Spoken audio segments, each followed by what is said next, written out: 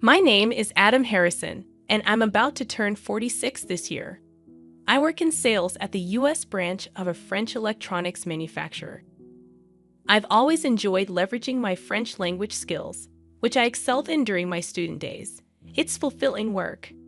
When I was younger, I spent about 3 years posted at the company's headquarters in France, and I've returned several times for training and business trips. Despite leading a busy life, I never made time for romance, and I remained single even after turning 45. However, fate had other plans for me last year. On my way back from visiting a client, as I walked down the main street in front of the office, a large man in front of me suddenly collapsed in pain, clutching his stomach. I rushed to his side and asked if he was okay, but he seemed to not understand my words. Speaking to him in French, he explained that his chest hurt and asked me to call an ambulance. I dialed 911 on my mobile phone, and while I was on the call, a sophisticated woman in her 60s approached us, asking what was happening. I explained that the man spoke only French and was having chest pains. She identified herself as a nurse and took charge, asking the man about his pain and checking his pulse. When the ambulance arrived, she relayed detailed information about the man's condition to the paramedics and accompanied him. I was impressed by how efficiently she handled the situation. I later encountered her again when my father, who lived alone, was hospitalized for colon surgery. She happened to be the nurse assigned to my father's room. "Oh, you're the one from the other day. What a coincidence. Thank you again for your help," I said gratefully. "Same here. Is that man all right now?" "Yes, thanks to you calling the ambulance quickly," I replied with a smile. "You're very good at French," she noted. "Not really. I'm self-taught. I've always been interested in French because I enjoy watching French movies and TV dramas. I learned by watching French language programs on YouTube and buying books." "That's wonderful. It seems you can speak French too." "I work for the US branch of a French company, so I can speak a little." "Have you been to France?" she asked. "Yes, I have," I replied. She had also been to France on a trip. From then on, whenever we saw each other, we started talking more.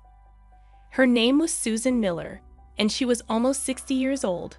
She had a bright personality and a beautiful smile, and talking to her was always enjoyable.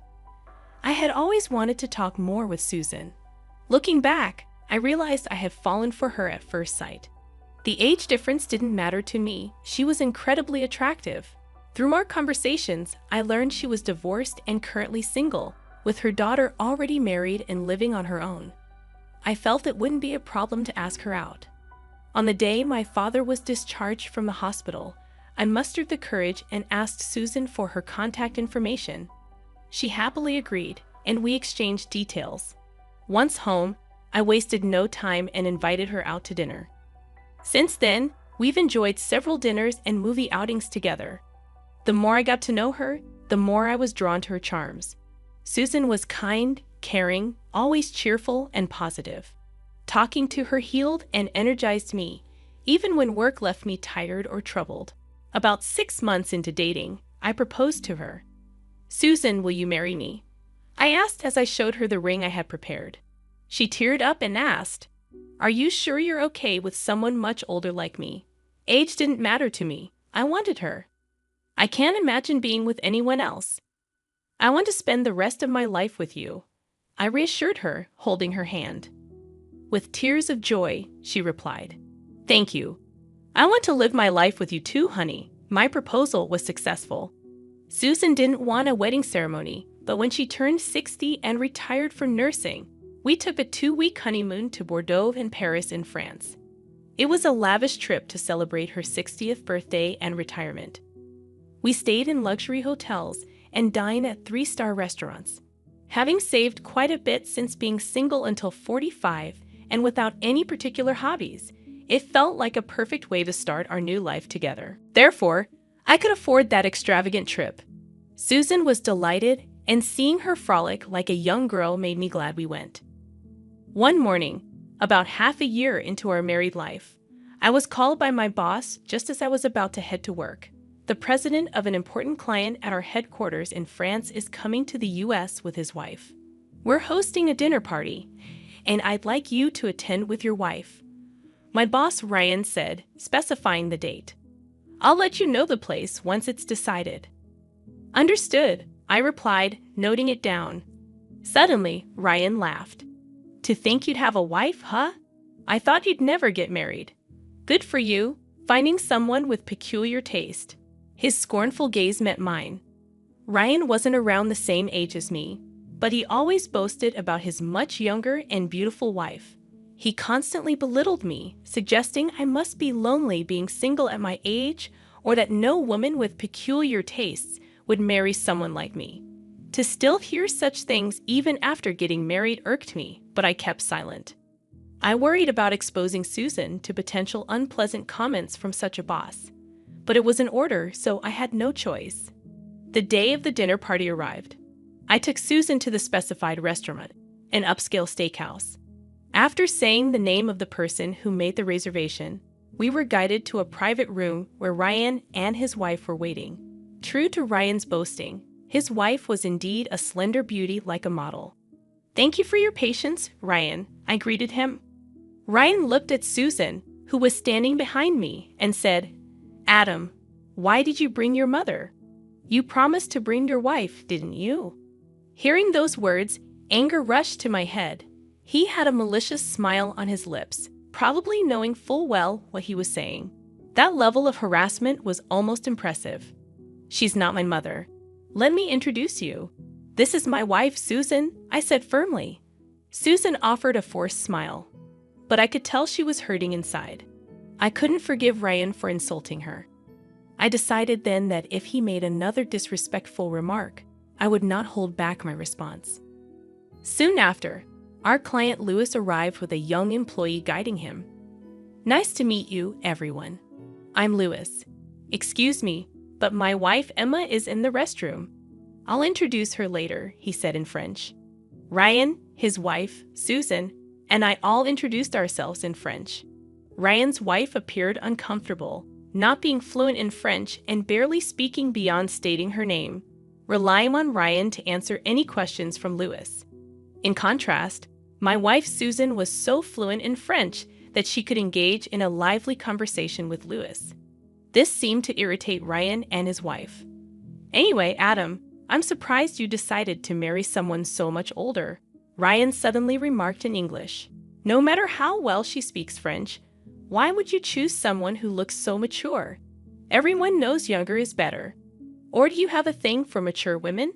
How old is your wife anyway?" He was incredibly rude. Susan looks her age but possesses a beauty that comes with years.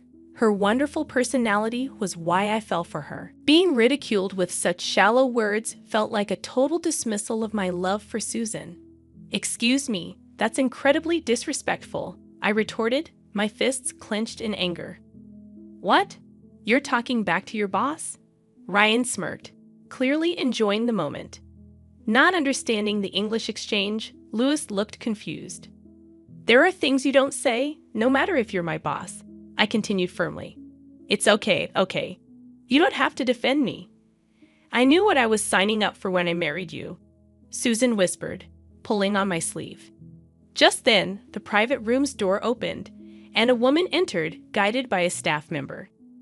"Emma, over here. Everyone, let me introduce you to my wife, Emma," Lewis announced, standing up. Emma was an elegant woman around 60 years old. She glared at Ryan and began to speak fluent English. "I heard your conversation. I am very displeased. Apologize to them right now," Emma demanded. Ryan was speechless, caught off guard by her firm tone. I'm sorry," he stammered. "Not to me. Apologize to them," Emma insisted, her anger unabated. Turning to us, Ryan apologized. "Adam and Susan, I'm terribly sorry for my rude comments. Please forgive me."